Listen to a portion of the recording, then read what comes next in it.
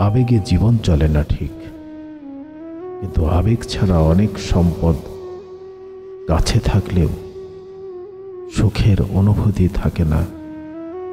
তাই আবেগ যদি মিথ্যা হয় তবুও হয়তো তার গুরুত্ব আছে। তাই আমি মনে করি আবেগ ছাড়া সুখের কোনো অনুভূতি হয় না। সমাজ বদলানোর ইচ্ছে সবার, কিন্তু নিজেকে বদলানোর ইচ্ছে কারো নেই। অথচ নিজেকে না বদলালে সমাজ বদলানো সম্ভব নয়। কিছু কিছু সময় আসে জীবনে কোনো বাধ্যবাধকতা থাকে না। জীবনে কে আসলো কে চলে গেল, কিংবা জীবন কতটা নির্মম, বাস্তবতার সামনে দাঁড়ালে কোনো কিছু যায় আসে না। কারণ খুব ভয়াবহ অবস্থা পার করে এসে কঠিন এক মানুষ তৈরি হয়ে যায়। জীবনে বহুবার ঠকেছি, কখনো কাছের মানুষের কাছে তো কখনো প্রিয় মানুষের কাছে। দীর্ঘশ্বাসগুলো একসময় উপহাস করে, আর কত ঠকবি বলতো, আর কত পোড়াবি নিজেকে। তখন নিজের কাছে কোনো উত্তর থাকে না,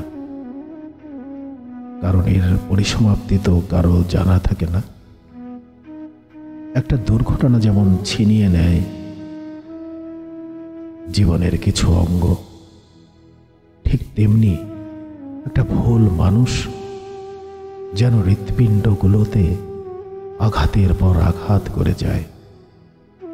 রক্ত হয়তো দেখা যায় না, তবে ভেতর রক্তাক্ত হয়।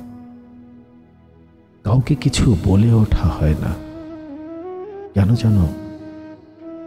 কারণ কিছু কষ্টের কোনো কারণ হয় না, তবুও হৃদয়ে পড়ে, মন ছাড়খাড় করে। কোথাও যেন শান্তি মেলে না। অশান্তির বীজ যেন বহুকাল আগে থেকে বপন করে রাখা হয়েছে, আর সেই বীজ থেকে আজ অশান্তির গাছ এত বড় হয়ে গেছে, চাইলেও শান্তির ছোঁয়ায় সাধ্য থাকে না।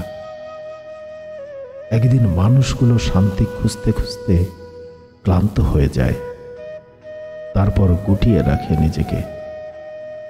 প্রকৃত আনন্দ কি সেটা বোঝার জন্য হলেও মাঝে মাঝে সমস্যার সম্মুখীন হতে হয়। সমস্যা সমাধান হওয়ার পর যে অনুভূতির সৃষ্টি হয়, সেই অনুভূতিটা সকল খুশির উপলক্ষকেও ছাড়িয়ে যায়। যেই পানি ডিমকে শক্ত করে, সেই একই পানি আবার আলোকে নরম করে। তোমার রব জানেন কখন কোন পরিস্থিতিতে কার কি প্রয়োজন। ভরসা রেখো তার উপর। সঠিক সময়ে তিনি তোমার প্রয়োজন পূরণ করে দেবেন। যারা আমায় ধরেই নিয়েছে আমি খারাপ, তাদেরকে প্রমাণ দেওয়ার কোনো দরকার নেই যে আমি কেমন। মানুষ কি বলবে, কি ভাববে, এই চিন্তা করেই তো জীবনের অর্ধেক পথ পার করে ফেলেছি। যে কয়েকটা দিন বেঁচে আছি, সে কয়েকটা দিন না হয় নিজের মতো করেই নিঃশ্বাস ফেলে